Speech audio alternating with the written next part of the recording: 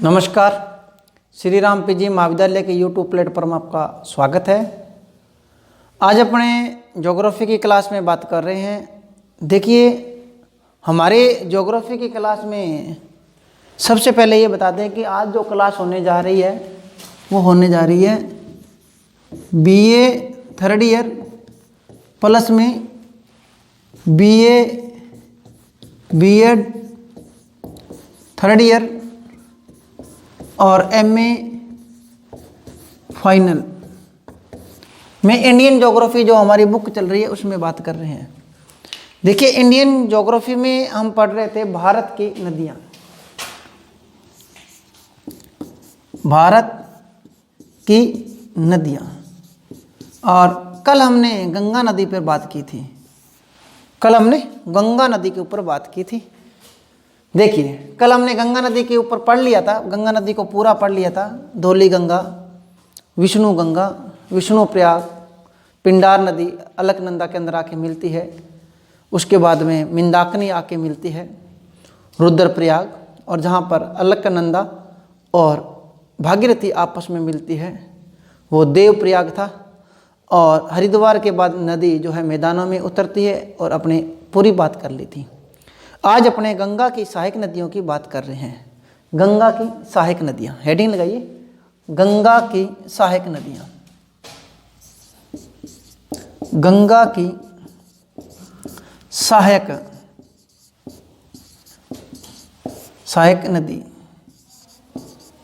सहायक नदी की बात कर रहे हैं। ठीक है, देखिए, सबसे पहले आपको बना के बता देते हैं गंगा की कौन कौन सी नदियाँ कैसे किस प्रकार से आएगी। देखिए,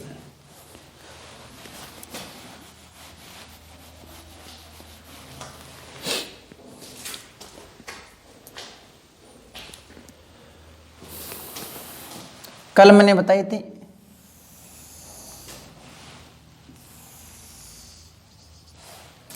ये गंगा है, गंगा नदी है, और यहाँ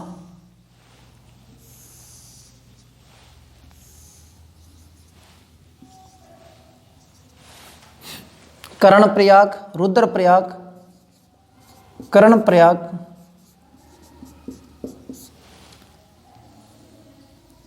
ये था हमारा विष्णु प्रयाग,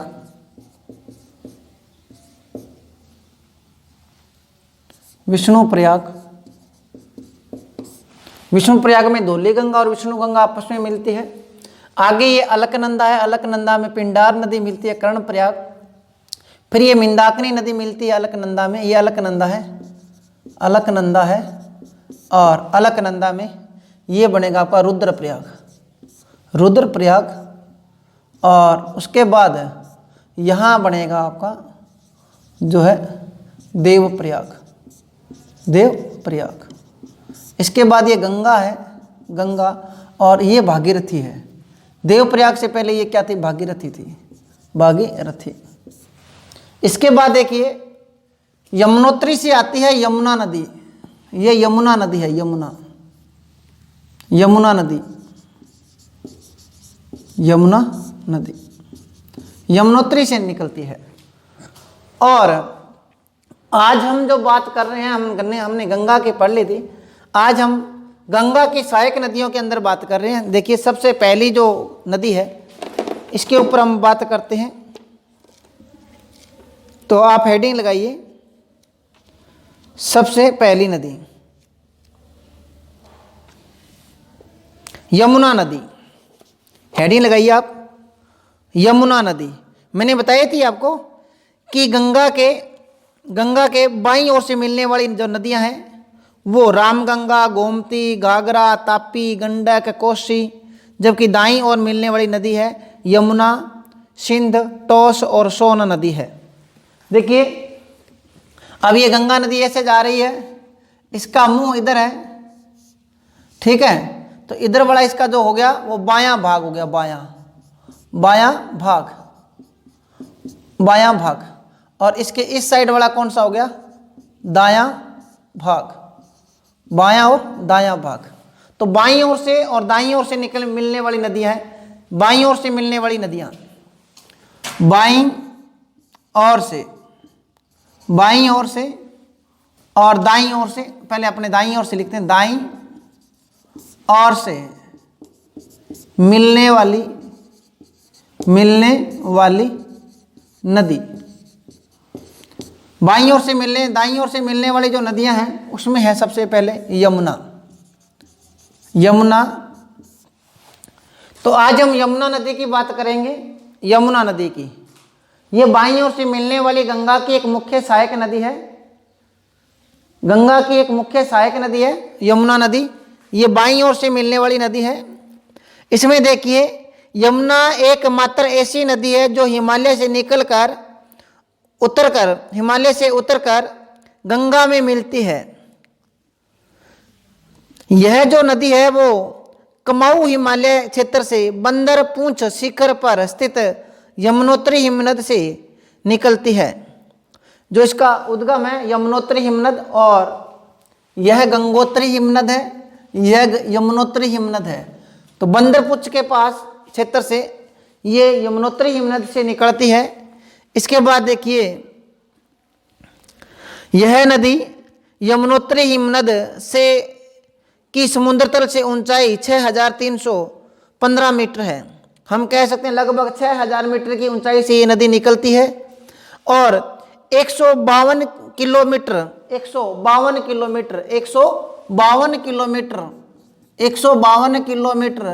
पर्वतीय मार्ग तय करने के बाद 152 किलोमीटर पर्वतीय मार्ग तय करने के बाद यह नदी कलेसर से मैदानों में प्रविष्ट होती है।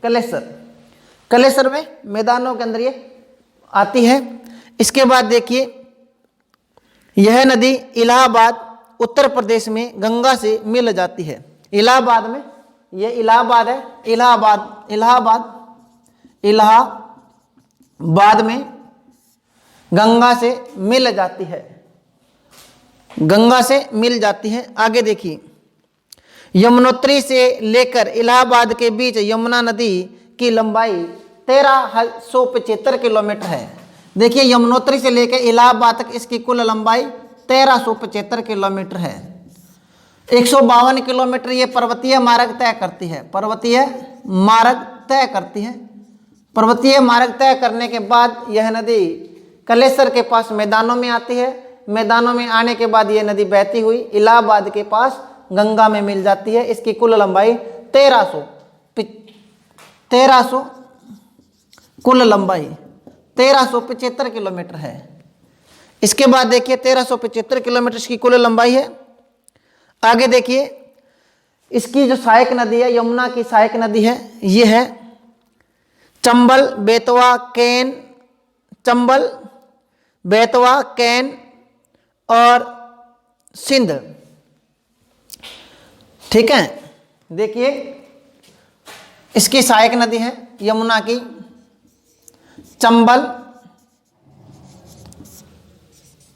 बेतवा, कैन और एक है कैन हो गया। इसके बाद है एक बाणगंगा भी इसकी सहायक नदी है। बाणगंगा जो राजस्थान से निकलती है, बाणगंगा, और एक सिंध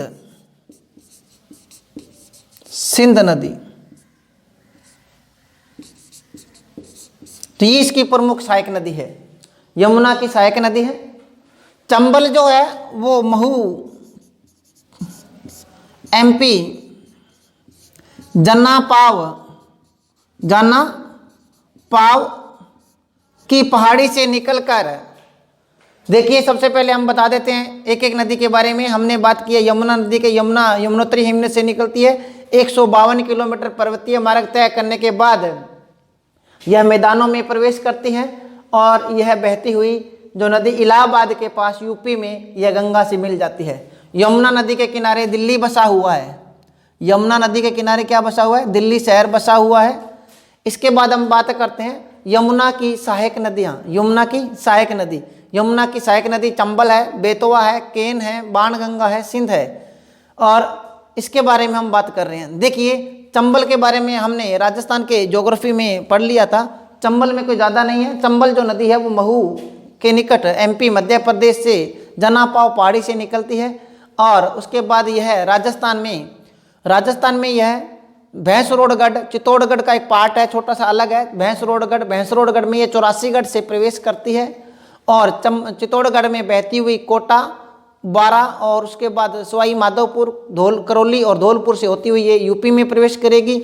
और यूपी में बहकर ये इटावा नामक स्थान पर, हम ये कह सकते हैं कि यूपी में मान लो ये इटावा है, तो ये इटावा नामक स्थान पर इसमें मिल जाती है। तो ये कौन सी नदी आ गई? चंबल नदी आती है। चंबल नदी है और ये यमुना नदी है, ये इटावा में मिल जाती है आपस में दोनों, और आगे बढ़कर यह नदी आगे बढ़ जाती है। ठीक है। चंबल के बाद जो है, चंबल के बाद में दूसरी नदी है चंबल के बाद में जो दूसरी नदी है, ठीक है। इसके बाद हम बात करते हैं आगे जो नदी है सोन नदी यहां पर आके मिलती है ऐसे। ये सोन नदी है, सोन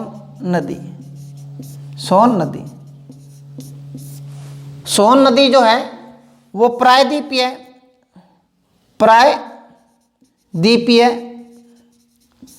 पठार से निकलकर आकर मिलने वाली नदी है गंगा में। प्रायद्वीपीय पठार से आकर मिलती है। सोन नदी जो है प्रायद्वीपीय पठार से आकर मिलती है और मिलने वाली नदी है। इनके बारे में अपने बाद में बात करेंगे। देखिए आगे, सोन नदी गंगा की मुख्य सहायक नदी है। ये अमरकटक की पहाड़ियों से निकलती है। अमरकटक की पहाड़ी से निकलती है। ये अमरकटक की पहाड़ी से निकलती है। अमरकटक की पहाड़ी से निकलकर उसका उद्गम स्थल है अमरकटक की पहाड़ी। अमरकटक की जो पहाड़ी है ये 600 मीटर ऊंची है, 600 मीटर की हाइट पर है। अमरकटक की जो पहाड़ी है वो 600 मीटर की हाइट पर है। सोन नदी की बात चल रही है। अपने कह सकते हैं कि प्रायद्वीपीय पठार से निकलकर मिलने वाली जो नदी है वो है सोन नदी, जो एकमात्र नदी है गंगा की सहायक नदी जो प्रायद्वीपीय पठार से निकलकर मिलती है। सोन नदी जो है वो अमरकटक पहाड़ी से निकलती है। अमरकटक पहाड़ी पर 600 मीटर की हाइट से ये नदी निकलती है। इसके बाद हम बात करते हैं, अपने मार्ग में अनेक जलप्रपातों का निर्माण करती है। अमरकटक से ये 880 किलोमीटर की दूरी तय करके 780 किलोमीटर की दूरी तय करके, देखिए 780 किलोमीटर की दूरी तय करके यह बिहार में पटना के पास देखिए अमरकटक जो है पहाड़ी है, प्रायद्वीपीय पठार का हिस्सा है। अमरकटक की पहाड़ी 600 मीटर की हाइट से निकलती है ये नदी, और निकलने के बाद यह जो नदी है 780 किलोमीटर बहती है, और 780 किलोमीटर बहने के बाद यह बिहार में पटना नामक स्थान पर, पटना के समीप यह जो नदी है ये गंगा में मिल जाती है। इसके बाद हम बात करते हैं, गंगा में मिल जाती है, रामनगर है पटना के पास, रामनगर से मिल जाती है। और इसका जो कचमेंट एरिया है वो 71,900 किलोमीटर है। क्या है कचमेंट जो एरिया है वो कितना है? 71,900 किलोमीटर है। इसके बाद हम बात करते हैं गंगा से बाईं ओर से मिलने वाली नदियां। गंगा के बाईं ओर से मिलने वाली नदियां जो है उसके बारे में बात करते हैं। तो बाईं ओर से मिलने वाली जो नदियां हैं, बाणगंगा जो है वो अपने राजस्थान से निकलती है, राजस्थान से आती है, और हरियाणा में यह जो अपने कह सकते हैं फर्रुखाबाद के आस हरियाणा, ठीक है, राजस्थान में आती है, और ये आगे चलकर ये जो है वो यमुना में मिल जाती है। बेतवा और कैन ये छोटी छोटी नदियाँ हैं। इसके बाद हम बात करते हैं बाईं ओर से मिलने वाली नदियाँ। बाईं ओर से मिलेगी यहाँ पर रामगंगा, एक एक नदी का बड़ा विस्तार से हम पढ़ेंगे। रामगंगा के बाद हम बात करते हैं रामगंगा के बाद में है शारदा, ये शारदा नदी है, ये घाघरा नदी है, तो ये शारदा है, ये घाघरा नदी है। इसके बाद ये जो है हमारी गंडक है, गंडक नदी है, गंडक के बाद यह गोमती है, गोमती नदी है, और गोमती के बाद आगे कोसी नदी है, कोसी, कोसी नदी। तो देखिए चंबल की, बेतवा की, कैन की, इनकी विस्तार से बात करेंगे, लेकिन यमुना के बाद हम सोन नदी को पढ़ा और सोन के बाद ये पढ़ेंगे, बाकी इसकी छोटी नदियां आगे पढ़ेंगे। देखिए सबसे पहले हम शुरू कर लेते हैं रामगंगा को। रामगंगा गंगा की प्रमुख सहायक नदी है रामगंगा। रामगंगा, रामगंगा नदी ये है, हिमालय से निकलती है और गंगा की सहायक नदी है। ये जितनी भी नदियां हैं सारी की सारी ये हिमालय से निकलने, माने हम कह सकते हैं गंगा के बाईं ओर से निकलने वाली जितनी भी नदियां हैं ये सारी की सारी नदियां हिमालय से निकलती है। इसके बाद हम बात करते हैं सबसे पहली जो नदी है हिमालय से निकल के मिलने वाली, रामगंगा नदी है। रामगंगा नदी की बात करें तो रामगंगा की कुल लंबाई 696 किलोमीटर है। 696 किलोमीटर इसकी कुल लंबाई है रामगंगा की, 696 किलोमीटर कुल लंबाई है। गंगा की बाईं ओर से मिलने वाली सहायक नदियों में सबसे प्रमुख नदी है यह नदी नैनीताल, नैनीताल के जिले में, नैनीताल जिले में निम्न हिमालय से निकलती है। इसका उद्गम होता है नैनीताल, नैनीताल में इसका उद्गम है। नैनीताल यहाँ लिख लिए, नैनीताल, नैनीताल निम्न हिमालय से, उत्तराखंड से इसका उद्गम होता है। आगे देखिए उद्गम होता है रामगंगा नदी जो है पर्वतीय क्षेत्रों में, पर्वतीय क्षेत्रों में 144 किलोमीटर मार्ग तय करने के बाद, 144 किलोमीटर जो है पर्वतीय मार्ग तय करने के बाद शिवालिक श्रेणी की गहरी घाटी का निर्माण करके बिजनौर, बिजनौर जिले में कालागढ़ के समीप यह मैदानों में प्रवेश करती है और इलाहाबाद के पास यह यमुना में गंगा में मिल जाती है।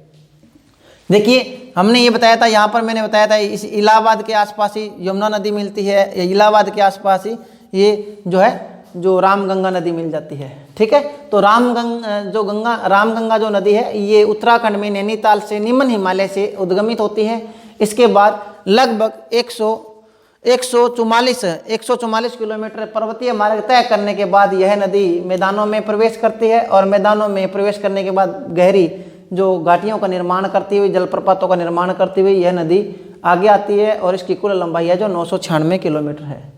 इसके बाद हम बात करते हैं शारदा नदी। शारदा नदी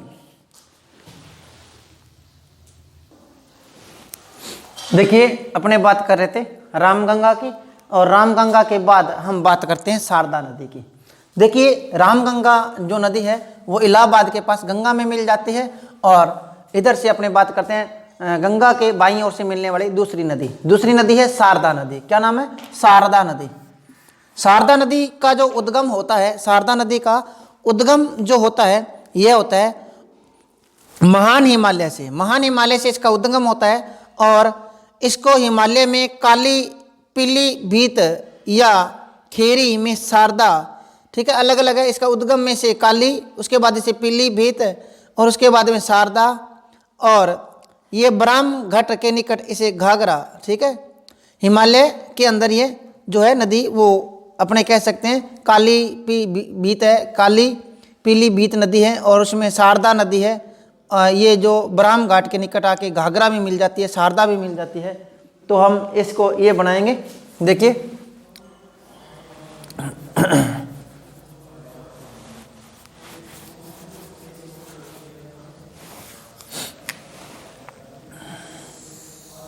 ये है घाघरा, यहाँ है घाघरा नदी, यहाँ है पीलीभीत नदी, काली पीलीभीत नदी, ये घाघरा नदी। तो सबसे पहले हम बात करते हैं जो हमारी शारदा नदी। शारदा, ये शारदा है, शारदा नदी। शारदा नदी का उद्गम जो होता है महान हिमालय से होता है, महान हिमालय से इसका उद्गम होता है। आगे हम बात करते हैं महान हिमालय से इसका उद्गम होता है और ब्राह्म घाट के निकट आके इसमें घाघरा मिल जाती है। मिलने के बाद में पूर्व में चौका कहते हैं और लगभग 600 किलोमीटर लंबी है ये नदी, 600 किलोमीटर लंबी नदी है। आगे बात करते हैं, जो एक घाघरा यहाँ पर अलग है नदी, यहाँ ये घाघरा नदी है, इस घाघरा नदी की बात करते हैं। घाघरा नदी, देखिए घाघरा नदी का जो गंगा की प्रमुख सहायक नदी है,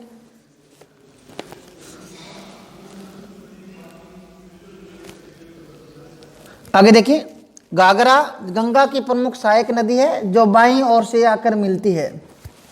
ये कोई छोटी घाघरा है, यहाँ पर थोड़ा कंफ्यूज मत होना, ये छोटी कोई एक धारा है और वो इसके अंदर आके मिलती है, ये भी घाघरा ही है, और एक मुख्य नदी है, ये भी घाघरा है। ठीक है, ये गंगा की, ये जो गंगा की प्रमुख सहायक नदी है घाघरा, ये जो घाघरा नदी है इसके बारे में बात कर रहे हैं। देखिए गंगा की प्रमुख सहायक नदी है जो गंगा के बाईं ओर से आकर मिलती है, कुमाऊं हिमालय से निकलती है, शिमल हिमानी से इस नदी का उद्गम होता है। घाघरा नदी को करनाली या कोयराली नदी कहते हैं, करनाली नदी भी कहते हैं, करनाली। घाघरा नदी को क्या कहते हैं? करनाली नदी, करनाली नदी कहते हैं, करनाली नदी। घाघरा नदी को करनाली या कोयराली नदी कहते हैं। प्रारंभ में इस नदी को शारदा या काली नदी के नाम से जाना जाता था। आगे बात करते हैं, पीलीभीत, खीरी, इसके बाद में सीतापुर, गोंडा, फैजाबाद, गोरखपुर, आजमगढ़ और बलिया में प्रवाहित होती हुई यह नदी बिहार में छपरा के पास, ये बिहार के अंदर, बिहार के अंदर है, बिहार में छपरा के पास ये गंगा में मिल जाती है। इसके बाद हम बात करते हैं, बिहार में छपरा के पास गंगा से मिल जाती है। इसका उद्गम जो होता है, इसका उद्गम जो है वो बागचा चुंग हिमनद से होता है। इसके बाद यह जो नदी है 1080 किलोमीटर है, इसकी कुल लंबाई जो है 1080 किलोमीटर है, 1080 किलोमीटर है, और इसका आधा से ज़्यादा जो भाग है, सॉरी इधर वाली जो है 1080 किलोमीटर है, और इसका आधा से ज़्यादा जो भाग है वो नेपाल में है। इसके बाद हम बात करते हैं, इसमें तापी नदी बाएं किनारे पर बरहाज स्थान पर मिलती है। आगे हम बात करते हैं गंडक नदी। गंडक जो नदी है, गंडक नदी, ये जो गंडक नदी है, ये गंडक नदी के बारे में बात करते हैं। ठीक है, गंडक नदी, इसमें आके देखिए ये घाघरा नदी है, इसमें तापी नदी मिलती है, तापी, याद रखना, तापी नदी। लेकिन एक ताप्ती नदी है वो प्रायद्वीपीय पठार में नर्मदा के नीचे बहती है, वो अलग है। आगे देखिए गंडक नदी जो है, गंडक नदी की बात करते हैं।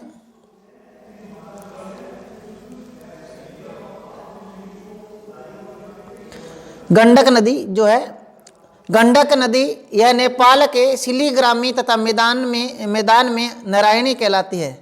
नेपाल के अंदर इसे सिलीग्रामी कहते हैं गंडक नदी को, और मैदानों में जब ये नदी होती है इसे नारायणी नदी कहते हैं। नेपाल और चीन की सीमा पर यह 7600 किलोमीटर की ऊंचाई से 7600 मीटर की ऊंचाई से निकलने वाली गंडक नदी जो है गंगा की बाईं ओर से आके बिहार में मिलती है, और गंगा के बाईं ओर से मिलने वाली ये प्रमुख नदी है। गंडक नदी चंपारण जिले के समीप बिहार में प्रविष्ट होती है, और बिहार और उत्तर प्रदेश में ये बहती हुई पटना के पास सोनपुर नामक स्थान पर यह गंगा में मिल जाती है। काली गंडक, बूढ़ी गंडक, त्रिशूली गंडक इसकी सहायक नदी है। गंडक की कुल लंबाई 425 किलोमीटर है, 425 किलोमीटर, गंडक की कुल लंबाई 425 किलोमीटर है। बूढ़ी गंडक है, त्रिशूली गंडक है, ये गंडक की सहायक नदी है। इसके बाद हम बात करते हैं गोमती नदी। गोमती नदी, यह नदी पीलीभीत जिले में 200 मीटर ऊंचे गोमत ताल से निकलती है। गोमती नदी गोमत ताल से निकलती है, गोमत ताल से निकलती है, गोमत ताल से निकलती है। आगे यह नदी पीलीभीत, खीरी, सीतापुर, लखनऊ, सुल्तानपुर, जौनपुरा, गाजीपुर में प्रभावित होती हुई गाजीपुर के पास ये गंगा में मिल जाती है। गाजीपुर के पास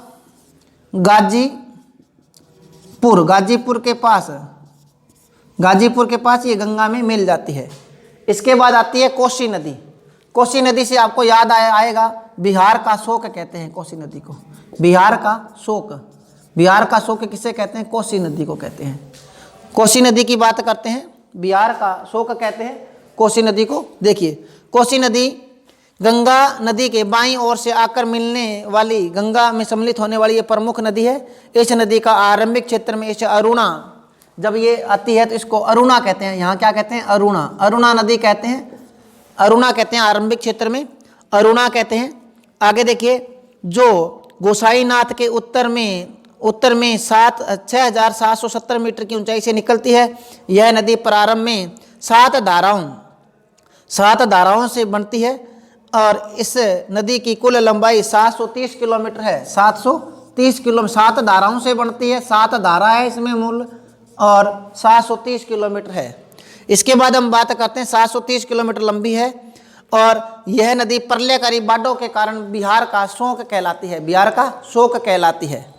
इसके बाद में जो नदी आती है वो आती है चंबल नदी। मैंने बता दिया था, चंबल नदी के बारे में हमने कर लिया। इसके बाद हम बात करते हैं टोस नदी। टोस जो नदी है वो यमुना की सहायक नदी है। टोस नदी जो है, टोस नदी का उद्गम जो है कैमूर पहाड़ियों में स्थित तमसा कुंड जलाशय से होता है। यह नदी इलाहाबाद के इलाहाबाद से दक्षिण पूर्व में सिरसा में गंगा नदी में प्रवाहित होती है और टोस नदी जो अपने प्रवाह से, ठीक है, से आगे यह बिहार के अंदर एक जलप्रपात का निर्माण करती है। गंगा नदी क्रम में जो मिलने वाली जो नदियां हैं, अध्यारोपित नदियां हैं कई, ठीक है। तो इसके आज हमने गंगा नदी की पूरी कंप्लीट कर ली है। गंगा नदी के अंदर दाएं और बाएं ओर से मिलने वाली सारी नदियां हम पढ़ ली। तो एक बार थोड़ा सा रिपीट कर दूं, गंगा नदी में सबसे पहले आके मिली थी यहाँ पर, जो इलाहाबाद के निकट आके मिली थी, यमुना नदी। यमुना नदी में यहाँ पर आके इटावा के पास मिलती है चंबल नदी, ठीक है। और इसके बाद में बेतवा है, केन है, ठीक है, सिंध है, ये कई नदियाँ हैं, ठीक है। ये इसकी यमुना की सहायक नदी है। ये चंबल है, चंबल। इसके बाद में ये है, यहाँ पर एक नदी मिलेगी, ठीक है, चंबल हो गया। चंबल के बाद में ये है बेतवा, केन और सिंध, ये हमने पढ़ ली। इसके बाद मैंने बताया था यहाँ पर एक टोस नदी मिलती है, टोस नदी है। टोस के बाद ये आपकी जो है सोन नदी है, सोन नदी, ठीक है, ये हमने पढ़ लिया। इसके बाद मैंने बताया था ये सारी नदी हैं और उसके यहाँ मैंने बताया था सबसे पहले रामगंगा के बाद में शारदा नदी है, शारदा के बाद में घाघरा है, घाघरा के बाद में गंडक है, फिर अपनी गोमती नदी है, फिर आपकी कोसी नदी है। तो ऐसे करके सारी ये नदी है, ठीक है। और ये सारी नदियाँ हमने कर ली। कल हम दोबारा फिर मिलेंगे, तब हम करेंगे प्रायद्वीपीय पठार से निकलने वाली नदियों के बारे में बात करेंगे। प्रायद्वीपीय पठार की नदियाँ जैसे दामोदर है, गोदावरी है, कृष्णा है, नर्मदा है, ताप्ती है। तो इन नदियों के विस्तार से बात करेंगे। तब तक के लिए धन्यवाद।